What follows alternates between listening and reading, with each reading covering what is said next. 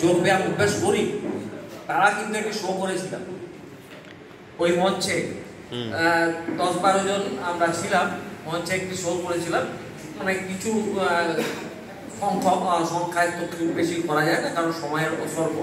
এবং আরেকটা জিনিস যেটা ডান্স থেরাপি, নৃত্যের মাধ্যমে শরীরকে সচল রাখা, শরীরকে সুস্থ রাখার যে উপায়, সেটাও কিন্তু এই ডান্স থেরাপি অনুষ্ঠান করা হয় প্রতি মঙ্গলবার বিকেল 4:30 থেকে অনলাইনে।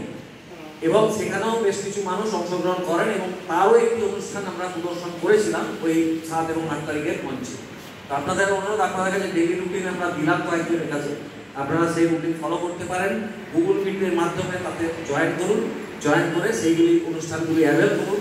তারপর যদি মনে হয় আপনাদের যে এই অনুষ্ঠানগুলি আমরা অ্যাটেন্ড করতে পারবো, আমাদের ভালো লাগছে, তারপরে আপনারা মেম্বারশিপ নেবেন। হসলা কাউকে প্রথমেই বলে না আপনি মেম্বার হয়ে যান, হসলা বলে আপনি আগে পরিষেবা নিন।